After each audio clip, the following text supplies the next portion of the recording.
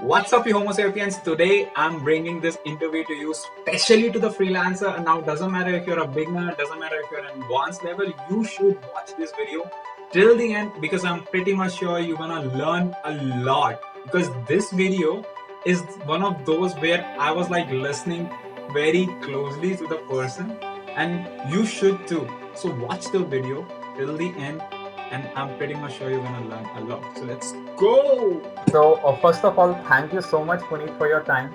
I know Thank you you for you are having. a much busier person, and of course it's a weekend, but like it's always like I'm always grateful for the person, the other one, to connect with me. And I know it's a very small thing, but just for the viewers who are watching it, I know it's like just one thing. Being grateful is one thing. To talk to someone else and let them have discuss their story. I learn a lot from the people's story, and I'm pretty much sure like we can see, like, from the talking that we had, you learn a lot too. So starting off that from your story, how did you start from the starting of the career? So, Ishan, first of all, thanks for having me on your podcast. We have had some initial discussions before this, and I feel that this could be very valuable for your audience, for both of us. Yes. We'll over the course of this podcast, I'll also make it a point to learn a lot from you. I think you're doing great work, and congratulations Thanks. on that. Thanks. So, So, from your story, from the starting from the high school, actually, because yeah, my audience, the people that I am trying to connect with, are coming from yeah, high school to the bachelor's degree, if I can call it that. okay, Yeah, okay. yeah. So, to be very honest, I don't know if uh, my high school life is anything worth inspiring. I'm unsure of that, but I'll just tell you what I was doing. So I actually did my high school from Chandigarh. I originally hailed from Chandigarh. Now I live in Mumbai for almost 9 years now. I moved to Mumbai for education and then stayed here for good. Uh, I was a normal kid during my high school. Nothing special, except for one thing which was very peculiar. I was extremely interested in technology and computers. I started coding, uh, way back when I was still in younger classes. I Okay. think I started coding when I was 13 or 14. And somehow, my dad got a desktop computer back then at home, and while most other people who were getting, kids my age who were getting computers, they started with all these games, Prince, Games Wolf, and and all pawns. these. Those are the two Yeah, things that I yeah, can talk. yeah, yeah. Yeah. So I'm not going to deny that I didn't do either of those things, but what Mm-hmm. I'll say is I found I found a special passion, if you could call it, towards programming. I started learning a little bit of animation, video editing. Even though there were limitations on the processing power back then, Mm-hmm. Mm-hmm. that a computer could support, and also we still were using the dial-up internet connection. So Mm-hmm. I I think it remember. started there. Yeah. Yeah. So and eventually that interest kept growing. By the time I was in high school, I was already teaching computer subjects, HTML to people. Okay. Um, Imagine a 14-year-old uh, I teaching can. HTML to, yeah. Been there. Yeah. That was, so I was I was doing that, and then eventually uh, you know, uh, how the parental pressure comes in, that computers wasn't a real thing. Computer science wasn't really a preferable stream for people because it was just coming up back then. Yeah. Okay. So And uh, what year is it? this is 2014. Okay. Sorry, 2004. Four, 2000. 2004. Yeah. That's what I. Okay. 14 is pretty Well, recent. So 2004. So I don't even remember, BE, CS, mhm. computer science, which is one of the most sought after streams in engineering right now. Yes. At Yes. that time, people used to consider, should I get into computers, or should I, go for electrical, electronics and communication, civil, all the other branches. Mhm. So the engineering folks would understand what I'm talking about. Yeah. But today computer science is a no-brainer. Most people run after that. I don't know how, if Mhm. that's the right thing to do or not. But yeah. So that's the time. And eventually, when I moved out of high school, I took science as subjects, Okay. and that's where my cliche, career path started. Okay. Till I moved That out of it. includes MBA. That includes MBA. Okay. So I did my graduation in computer applications. Okay. Uh, I didn't really go to college much because I I had been learning those things from way back. So I just used to feel Mhm. that going to Mhm. college is a waste of my time.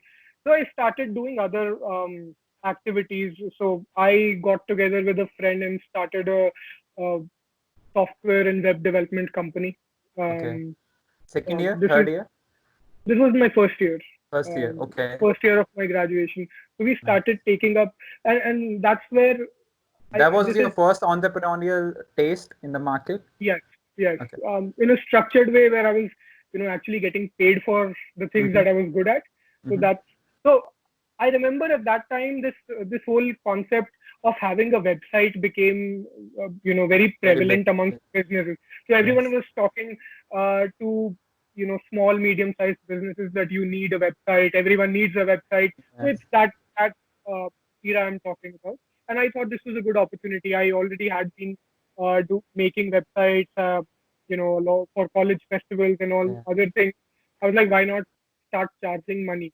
So me and my friend, we got together and we started off with websites. Then we started developing web applications for large businesses, Okay. which could allow them to, track supply chain for Mm-hmm. their company, and then started growing it into larger things. We had a very lean team. I think we had 4 or 5 people. Wow. That's And amazing for a first or second year guy. I mean, like, I mean, it didn't sound, today when I, in retrospect, it sounds like, wow, a young guy two young guys doing all of mm-hmm. that. Uh, but at that time, it was purely, I loved doing it. So instead of sitting in a classroom in college, I would rather do that because I was having fun. I was getting to interact with so many businesses. I used to get to learn business models of different companies. I think that's the kind of education which I wouldn't have Yes, in yes, college. yes, yes. So So that's how I look at, like, I look at it as a way to get orgasm from the real learnings, because you don't get to feel that kind of, I don't know about all of the, it's if it's true for all of the people, but for most of them you don't get to actually, that interest which comes from your gut. It's not there when you sit in the class, most of the students. 100%, 100%. Yeah. So what I can take from it is, like, first listen to what's you are inclined towards, because Yeah.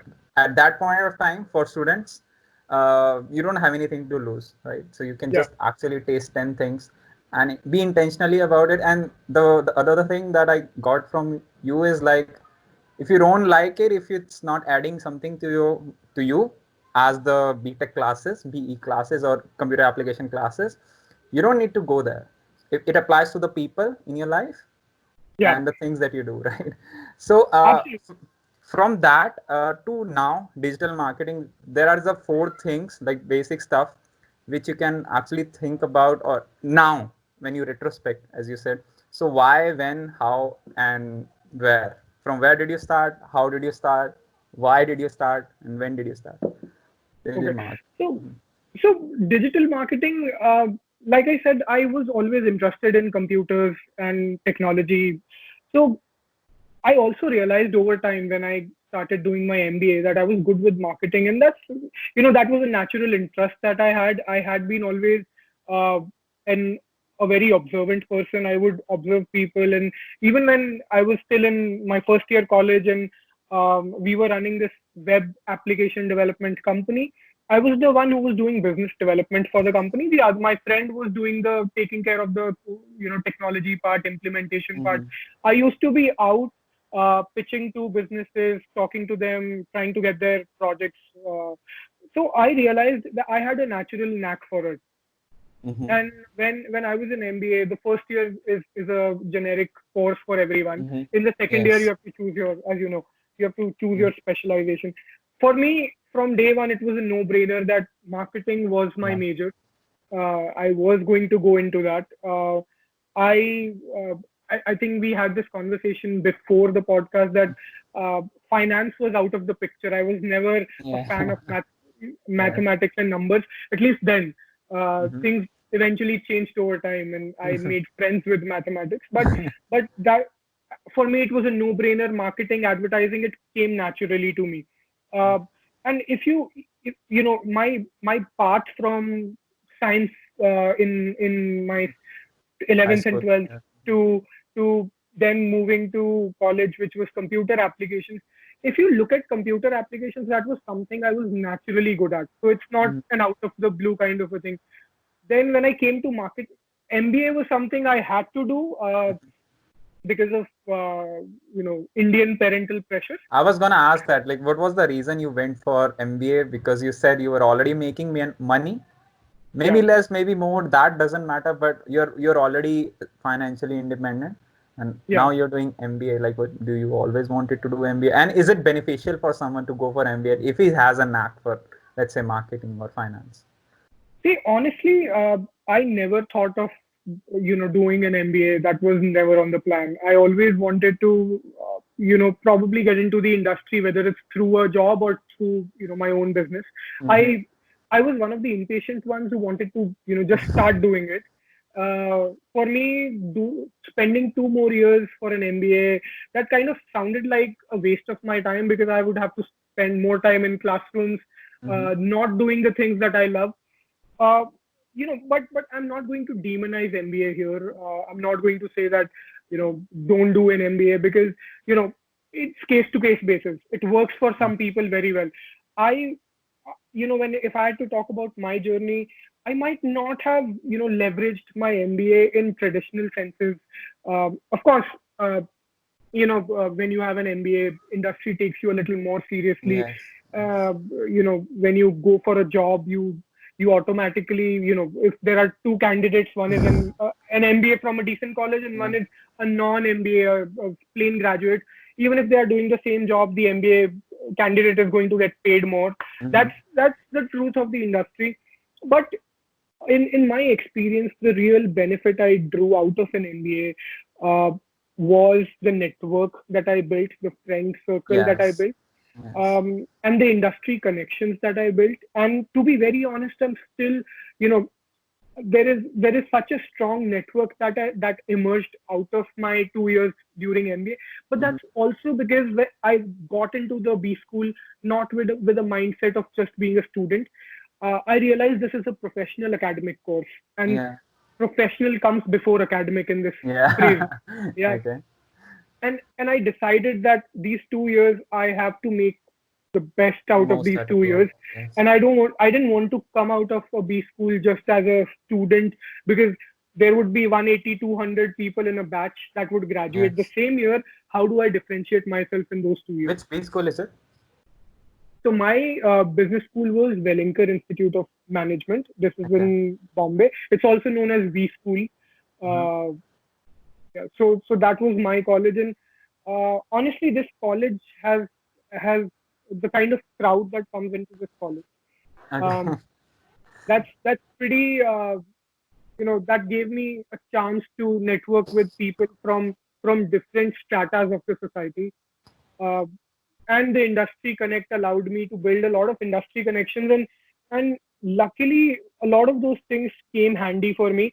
I can't say the same about the curriculum and Mm-hmm. the Mm-hmm. Mm-hmm. the academics. I don't even know if I voluntarily use that knowledge in my day-to-day life.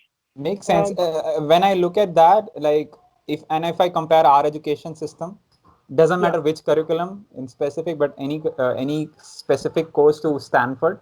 So they have made their all of the classes like online for free. Stanford, Yale, Harvard, all of that. So you can actually watch those lectures sitting at home, but the actual leverage that you have going to the college is the network. That's the right, only I have a friend who is studying in Stanford, and he says this all the time. Whenever we get on a call, he says that Like I met this guy, I met this guy, is this VC, is that VC, and all of that. Like, so that's the only Absolutely. difference I feel. If one can look at it that way, if you want Yeah. to learn, you can learn. Like there is no excuse. Like if you want to just sit in the class, then there is no point of that. So that makes a lot of sense. But about digital marketing, when did you start it exactly? So I happened to enter digital marketing completely through coincidence. I was very proficient in social media as a person. So Mm-hmm. I have always been up with the trends. I was using, I got onto social media during the Orkut days, then Mm-hmm. graduated to Facebook over time. And when Facebook introduced the whole business pages thing and allowed businesses to start advertising, I found an opportunity there, and I realized that this could be something big, because Mm-hmm. this is just like 2004 all over again, where at that time everyone needed to have a website, and Yes. this was the time where everyone needed to have a Facebook presence. All Yes. brands. I thought this is it's a no-brainer. This is for Mm-hmm. me. It's the same thing all over again. And luckily, I happened to get introduced to a digital marketing agency, uh, which was founded by a UPenn graduate. Uh, and he just shifted base to Bombay. And they asked me, they'd heard about me doing, these experimental social media things. I had found out some hacks, how to get something trended on Twitter. I'm talking about 2012, Okay. 2013, and I purely started observing how Twitter works, how do trends work, and how do you build enough volume in a short period of time to get something to trend. And I started practicing those. I had friends who were running their own brands, and I used to tell them, hey, uh, how about I get you trended over the weekend on Twitter? And they would be like, how can you do that? I was like, give your account to me for one day. Let me figure out how to do it. And that started happening. So one of the agencies that was managing one of the brands I got to trend on Twitter. They got in touch with me. They were like, hey, so I was I think 24 back then. I had just graduated from my business school. This agency heard that there's this young kid who's doing a lot of this stuff. They were like, we want to meet him, and they called me, and I was like, what's the harm? Let me just go and meet. I didn't even know what a digital agency does. Mm-hmm. I'd heard about advertising agencies during my business school days, but digital agencies were still new back then. In 2012, 13, a Mm-hmm. lot of people also didn't take digital marketing that seriously, Yeah. because the Makes budgets sense. used to be very small for digital marketing at that time. Yes. They, So I I was think they like, have just started including that in curriculum. Like I think couple of years ago. yeah, yeah, yeah. So I didn't have digital marketing as a subject. Mm-hmm. Honestly, I used to think that digital marketing is basically just putting up posts on Facebook, on Twitter, which is what a lot of people still think, that Yeah. social media is digital marketing. So I happened to just visit this agency. I had a great conversation with them, and they told me, "Do you want to join?" So this was a Friday or Saturday, and they asked me, "Do you want to join Monday? How much would Okay. how much would you take Okay. in terms of salary?" I was like, Mm-hmm. I didn't. So I was working with an e-commerce company. I graduated from my business school. I wouldn't name the company, but this used to be one of the largest e-commerce companies around that time. Uh, so I was a category manager fresh out of college. I used to handle fashion category for this brand, Okay. e-commerce brand, and I wasn't really enjoying that job. It was a very mundane job. I had to do the same things. There was zero creative, and I would like to believe that I'm inherently a creative person, Mm-hmm. and I wanted to do something that allowed me to leverage my Mm-hmm. creativity. So when this digital agency offered me a role, and they said it's a very fluidic role. We don't have a defined thing for you, because the Mm-hmm. the whole digital marketing space is so fluidic right now. It's not a rigid space as how ad agencies are. So I was like, okay, I'll be your firefighter, man, Friday, whatever you want to call me. I asked them for a certain, I exaggerated what I wanted, but the agency saw I think they saw some potential, and they were like, let's bring this kid on Uh-huh. board. Uh-huh. I was amongst the youngest people there, and that's how my digital journey started. I mean, I was That's probably, purely accidental. yeah, Makes sense. yeah. But for now, because you have been doing it for so long, but for now, if someone wants to go into digital marketing and he has zero knowledge about the industry, what he got to do there, now what would be his ideal why, when, how, and where from where to start?